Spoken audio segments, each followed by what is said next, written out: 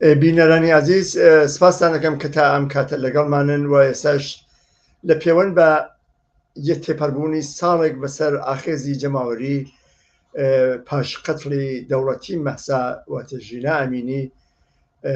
لەگەڵ هاوڕێ هوماین گودازگەر و توێژێکمە بێ کە سەرنجاندی بۆ ڕاکێشم. هاوڕێ هوماین گودازگەر، سپاس دەکەم بۆ ئەوەی کە داوەتی من قبول کرد بۆم بەرنامەیە. منی سپاسی ئێواکەم. سڵام هەیە بۆ خۆت و هەروەها بۆ بینەرانی خۆشەویستی تەلەڤیزیۆنی پەرتۆ. هاوڕێ هوماین، 25 شەهریوەر ساڵڕۆژی قەتڵی دەوڵەتی ژینایە. ئێمە شاهد بووین کە لە پاش قەتڵی دەوڵەتی ژینا ئاخێزێکی جەماوەری لە زۆربەی هەر زۆری شارەکانی ئێران دەستی پێکرد و بزوتنەوەی شۆڕژگەرانەی خەڵکی ئێرانی خستە ئاستێکی کە لە کوردستانی شەروەها بە شێوەیەکی ملیتان جددی هاتە مەیدان. ئەرزیابیتان چۆنە لەم شۆڕشە و لەم ئاخێزە جەماوەری کە پاش ئەم قەتڵە دەستی پێکرد؟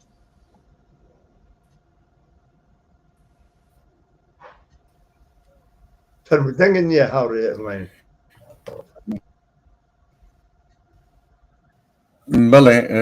نەخێر تەما بووم کە سەکانی و تاوابێت. هەروەها کە ئەم ڕۆژانە ئێمە لە ناو جامعەی ئێران لە نێو ڕێزی ئەحزاب و جەریاناتی سیاسی و تەواوی ئینسانگەر شرافەتمەند و مبارزە ئەیبینین، نزیک بوونەوە لە 25 شەهریوەر جارێتر وەبیرهێنەرەوەی قیامێکی گەرم و گوڕ و بەتینە کە جامعەی ئێران و هەروەها جامعەی کوردستان ئەڵبەتە بە گەرم و گوڕی بەرەو پیرەوە چوونوە. دیتمان کە جمهوری ئیسلامیان چۆن لە هەڵدێری بە ئیسلاح هێن نزیک خستەوە، چۆن دیتمان کە جمهوری ئیسلامیان بەڕاستی لە ڕووخانە نزیک خستەوەوە بوونە باعیس ئەوە کە ئومێد بدرێ بە جامعەی ئێران کە جمهوری ئیسلامی ئیتر ئەبێ بڕوە. هەر بۆیە ئێستاش وەختێک تماشای جامعەی ئێرانەکەی، تماشای میدیای ناوخودی دەوڵەتەکەی، تماشای ئەحزابی ئۆپۆزیسیۆنەکەی، هەموو شوێنێک ڕێزەکانی خودی دەوڵەتەکەی لە بەیتی ڕەهبەری و نظامیەکان و لە حەوزەی عەلمیە و لە نوێژی جمعە و لە مەجلس و لە هەموو ئەوانە بۆ ئەم ساڵگەردە خۆیان خەریکن حازرەکەن. ئێوە خۆتان بینەرانتان لەوانەیە ئاگادار بێت کە هەرماوەی لەمەوە بەر ئەو فەرماندەی معاونی فەرماندەی سوپای پاسدارانە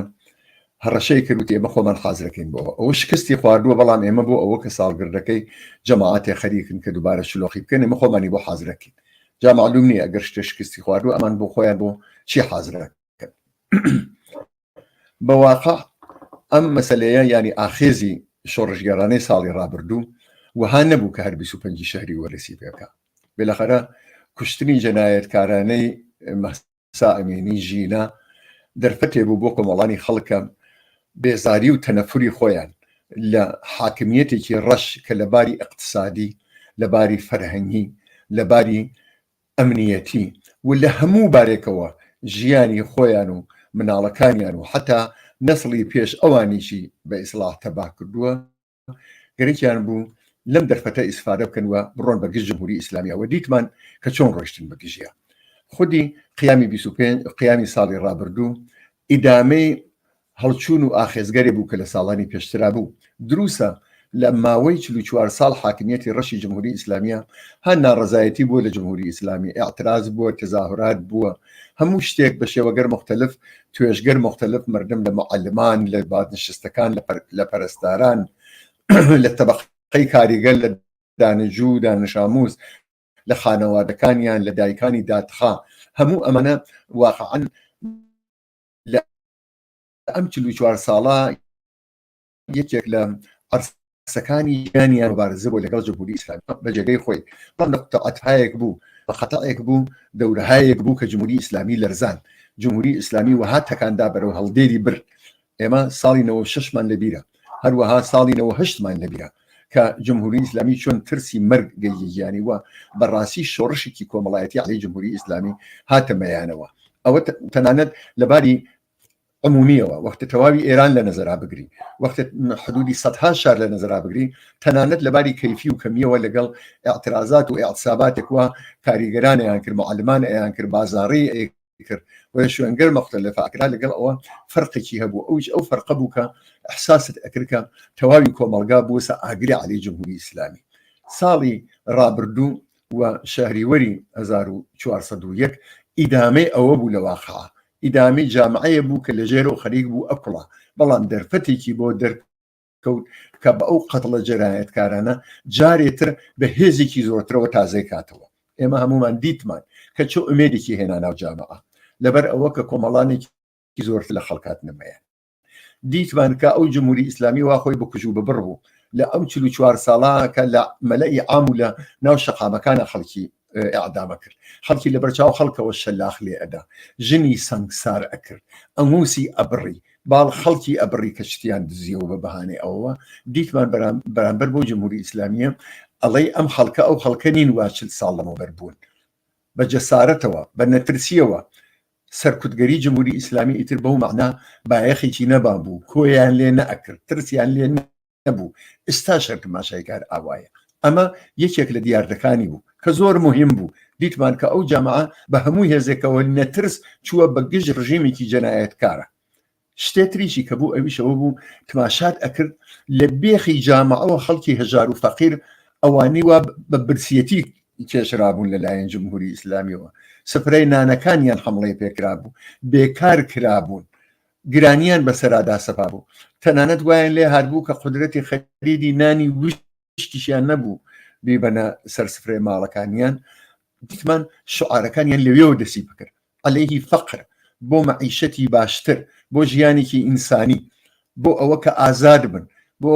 ئازادی قسەکردن بێت بۆ ئەوە ئەو هەموو زیندانیە ئیتر نەبێت بۆ ئەوە کە سەرکوتگەری و ماڵگەردی نەبێت بۆ ئەوە ڕۆڵەی 15 ساڵە و 16 ساڵە و جوانانی خەڵک لە کونجی زیندانەکانەدا نەنێن لەجێ ئەوە کە بڕۆن دەرس بخوێنن منزوم ئەوەیە کە لەباری کەیفیشەوە ئەو شۆڕشە و ئەو ئاخێزە ڕادیکاڵ زۆر ئینسانی و هیچ مۆری تری پێوە نەبوو کە کەسێگەرێکی بێلەبانەوە حکوومەتی دموکراسی دابمەرزێنێ دینێکی لیبرالتر دابمەرزێنێ ئیسلاح تەڵەب بێت و ئیسلاحی قانونێ بکە هیچ کام لەوانە نەبوو ئەمیشەیەکێتر لە ئەو دیاردانیە بوو و زۆر دیاردێتر لەوانە مەسەلەی ژنان و ئەوەی کە لە پێش قەراوڵی ئەم ئاخێزە عەزیمە بوون کە ئەگەر ئێوە وەختان بێ لە بەرنامەکە ئەکرێ بە گۆشەی ئەو نقطە قووەتانەوە ئەم ئاخێزە بووی ئیشارە بکرێت کە فەرقەکەی بە تایبەت لەگەڵ پێشوا چی بوو هەرچەند هەر ڕیشەکەی لە قەدیما بوو ڕیشەکەی لەو ئاخێزەکانترا بوو ڕیشەکەی لە 96 و 98 بوو کە خەڵک فڕۆشان عەلەی فەقر و گرانی بنزین و چی و ئەمانە کەوایە بێخود نییە کە جامعەی ئێران وەکو ئەوە کە ئینتزاری ئەوە ببینێ کە فیلمێکی تازە تێتەمەیان بڕۆ تماشای بکات و ئەم دەحتا ئەڵبەتە نەتماشای بکات بەڵکە بەشداری تیا بکە بێسەبرانە خەریکن ئەڵێن 25 شەهریوەر قەرارە بێت ئێمە قەرارە چی بکەین لە شارەکانە چی بکەین لە خارجی کشوەرا چی بکەین هەر لە ئێستاوە تۆ ئەوێنی وەکو جەماعەتی وا خەریکن بەرەو پیری شتێکەوە ئەچن خۆ تیارکردن و خۆ ئامادەکردن و ڕاوێشکردن و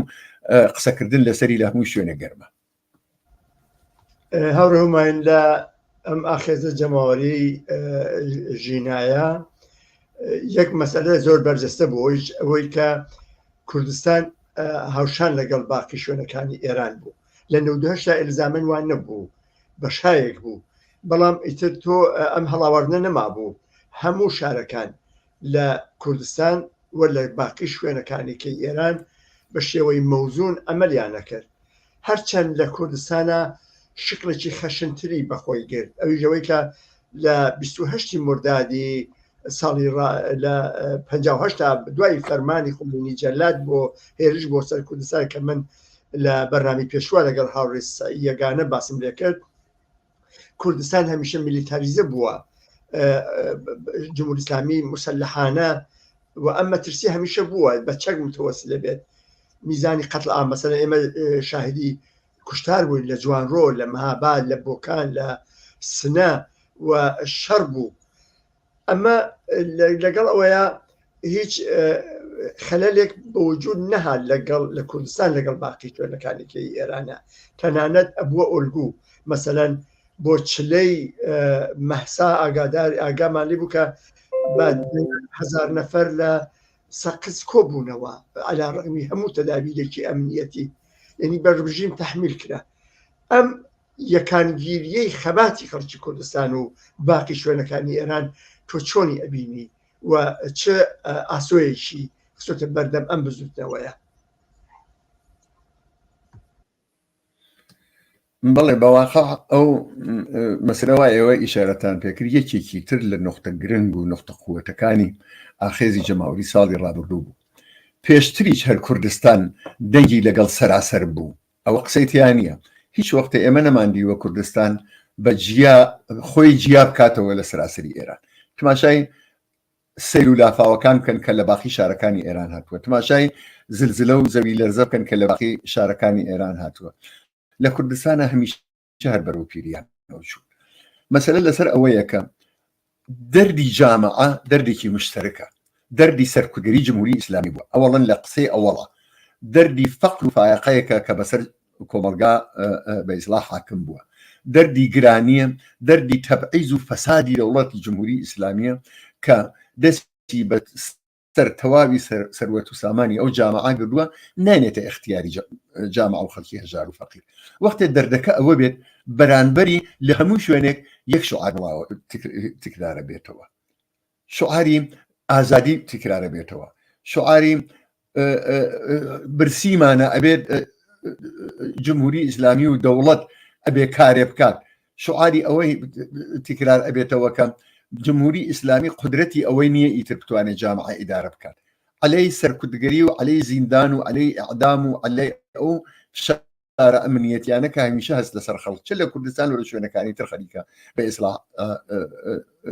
ئاخذ ئەچێتە پێشەوە. لەبەرەوە دەردەکە مشترەکە، لەبەرەوە زەڵمەکەی جمهوری ئیسلامی مشترەکە. لەبەر ئەوە هەموو ئەمانە لە ئەم ساڵانە بە عمری جمهوری ئیسلامی ئەم شتە بووە بەگشتی. بەڵام دیارە مەسلەیەک هەیە کە هەموو کەس پێ ئەزانێ، لە کوردستان جمهوری ئیسلامی هیچ وەختێ نەیتوانێت وەک باقی شوێنەکانی تر پێگە و جێگەی خۆی قایم بکات. هەر لە ڕۆژی ئەوەلی هاتنە سەرکاریەوە لەبەر خاتر ئەوە کە خرافەی مەسحەب بە ئەو جۆرەکە لە شوێنەکانی تر بوو لە کوردستان نەیتوانی بیکاتە داردەست.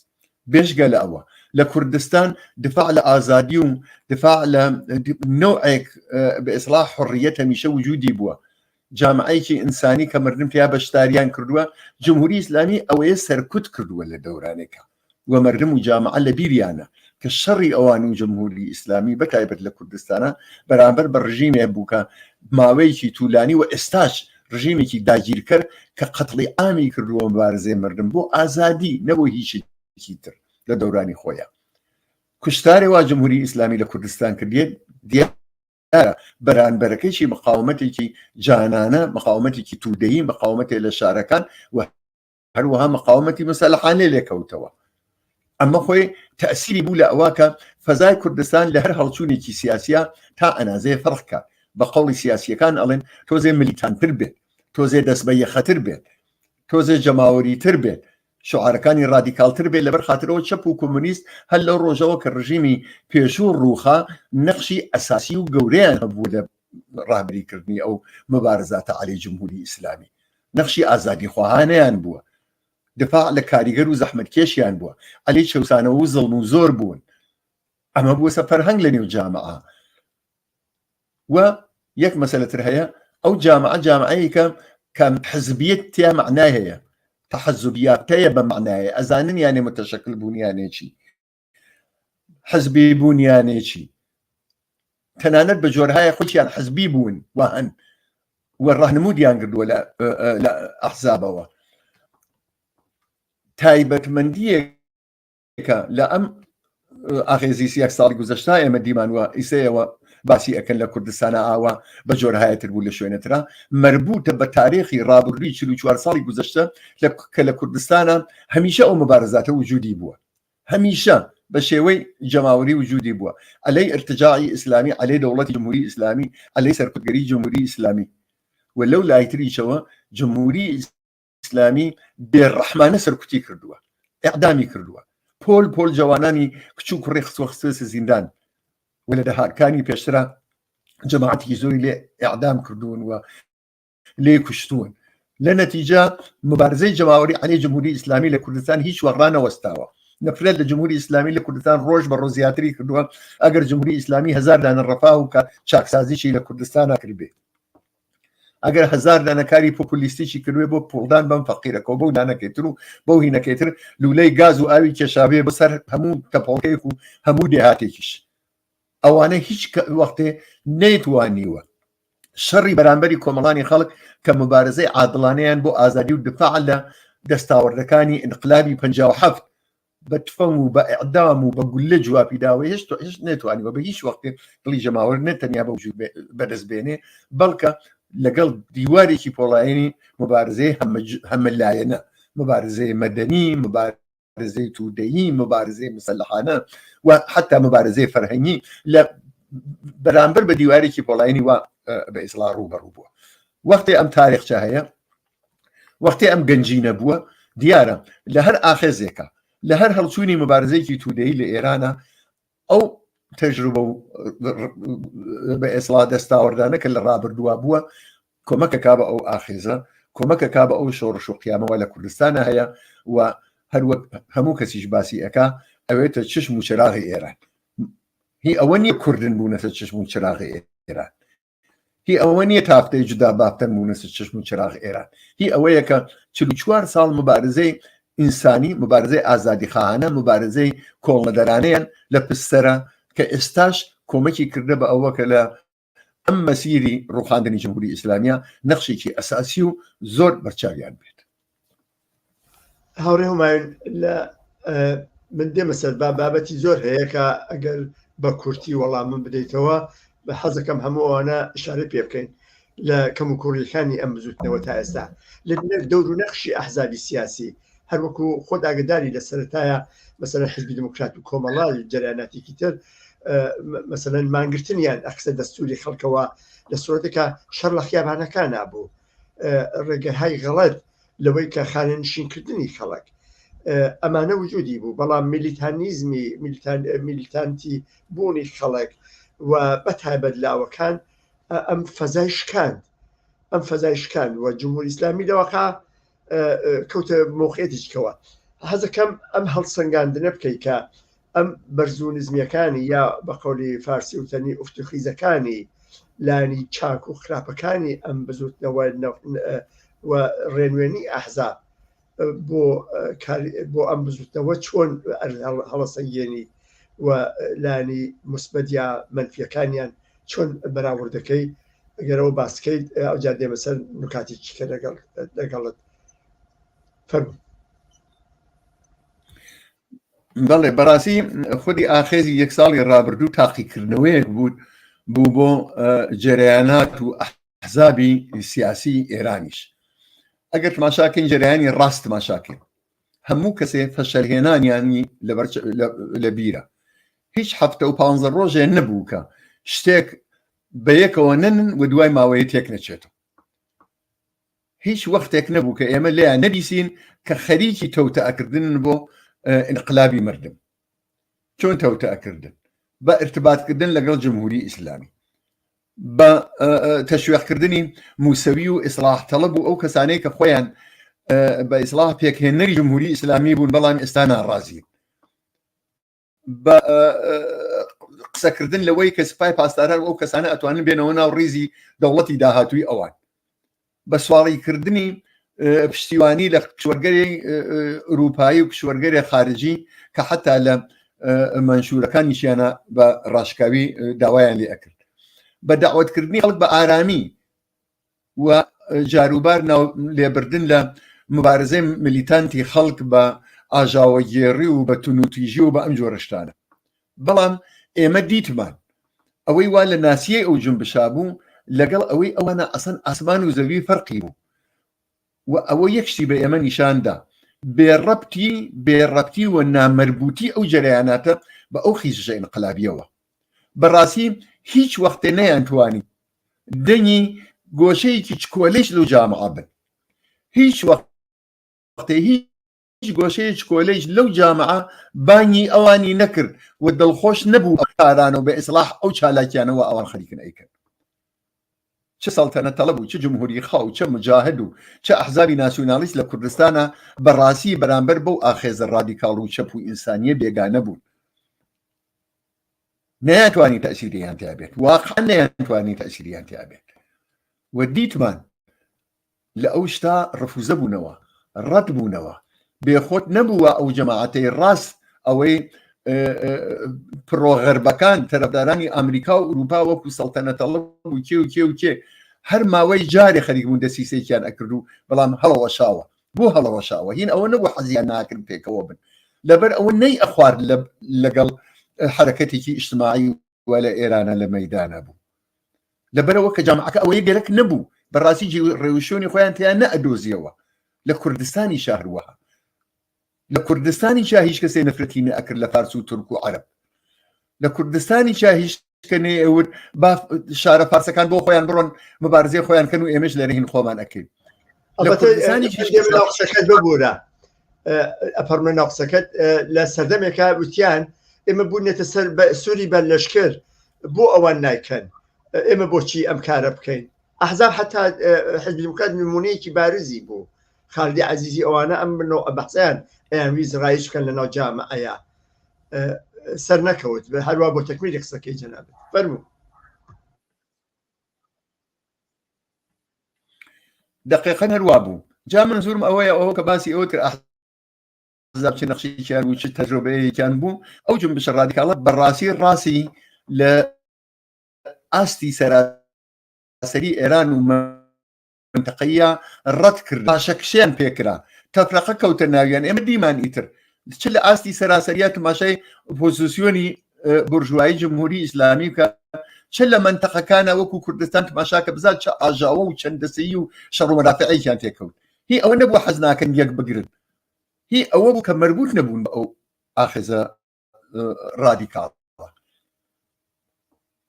لەم بارەوە کە قسەی فرە بکەین بەڵام لەم ماوە کۆتا پێم خۆشە بۆ چەپی شەر قسەیە بکەین من ئەزانم ئەم ئاعترازاتە چەپ بوو من ئەزانم ئەحزابی چەپ و کۆمۆنیستیش شعاریان هەبوو تەبلیغاتیان هەبوو بەشی خۆیان بەرحاڵ دەستیان بوو لە جنبش و ئەمانە بەڵام بە نەزەر من چەپیش ئەو جۆرە کە ئەشێ بیتوانیایی لەوێ ڕاهبەری و سازماندەی ئەو ئاخێزە بکات نەیتوانی بیکە ئەوەی کە فەرقی بوو لەگەڵ جامعە لەگەڵ باڵی ڕاست و بە ئیسلاح ئۆپۆزیسیۆنی بورژوایی و سەراسەری و منتەقەی جمهوری ئیسلامی ئەوە بوو کە خودی ئاخێزەکە چەپ بوو لە جنسی تاریخی ئەم ئەحزاب سیاسیە کۆمۆنیست و چەپانە بوو لەو جنسە بوو کە ئەمانە لە 43-44 ساڵە خەریکە مبارزەی بۆ ئەکرد هەر بۆیە بەمان مەربوط بوو و ئەمانیش بۆ مەربوط بوون حتا ئەگەر کەم تەئسیریش بوو بێتن لەبار عەمەڵی و تێیە وەلی هین یەک جنبش بوون یەک شت بوون بە یەک مەربوط بوون ئەیانتوانی قسە بکەن لەگەڵ یەک ولی ڕاست بەڕاستی وها نەبوو ڕاست شکستی خوارد لە جنبشی ژینا لە جنبشی یەک ساڵی ڕابردووە ولی چەپ نەیتوانی شاید باش دەرسی لێ وەرگرێ بەڵام ماوە مەربوط بوو فەڵمی پرسیارەکە ئەوەیە کە بۆ ئەحزابی چەپ جاری وایە ترس هەیە لە دانی ڕەهنموود مەسەلەن بۆ نمونە ئەحزابی چەپ ئەحزاب ئەساسەن نەخشیان ئەوەیە لە وەها شەرایەتێکە لەواقع وەسیعتر بیرەکەنەوە دووربینترن ڕەهنموو دەبێ بدەن وەکو فەرماندەی شەڕێک شەڕ هەر خۆی ناچێتە پێشەوە شەڕ پێویستی بە فەرماندەیە بۆیە فەرماندە دیاریەکرێ کە بە هێزەکانی کە بە لەشکرەکەی بڵێ چۆن بچنە پێشەوە ئایا ئەحزابی چەپ توانیان ئەم دەورە ئیفا بکەن ئەم نەخشە ئیفا بکەن و ئەگەر نا دلیلی چییە پێشنهاتان چییە بۆ ئەمە ئەو جەسارەتە لە خۆیان نیشان بدەن کە بە چەپ و بە ڕاست بکەن لە ئاستێکی دروستە بەڵێ نەقسەکەی ئەوە خۆ ئوسوڵەن دروسە بەڵام بە نەزەر من لەو بەینا هەڵقەیەکی ئەوێت هەڵپێکان لە ئەو جنبشە ڕادیکاڵە هەڵپێکان لە ڕەهبەرانی عەمەڵی و ئەو کەسانەی وا بەڕاستی کاربەدەستی ئەو ئاخێزە شۆڕژگێڕانە بوون ئەوە بۆ ئەحزابی چەپ هەڵقەیەکی واستی زۆر مهمە کە ئەشێ بەدەستیانەوە بێ ڕاستەکەی لە ناو ئەحزابی چەپی چاوەهانیە نەبوو بێت کە ڕەهنموود درابێت کە باسی ئاعتراز کرابێت ئەوە بەیانی معلمان تێنەمەیان کاریگەران و بعد شتەکان فەرمونون بێن بۆ پشتیبانیکردنیان ئەو ڕاهنموود و ئەحساب بووە بەڵام یەک مەسەلە هەیە کە لەباری کۆمەڵایەتی کۆمەڵایەتیەوە ئەگەر تۆم لە خودی جامعە لە هەستەگەری فعالی جامعە لە ڕەهبەران ئەگەر هەڵ نەپێکا بێتیت لەوە لە تەرێق ئەوانەوە نەتوانی نفوزی خۆت بکەیت شاید ئەوەی کە تەنیا بە تەبلیغات بیکەی کاراییکی ئاوای نەبێت.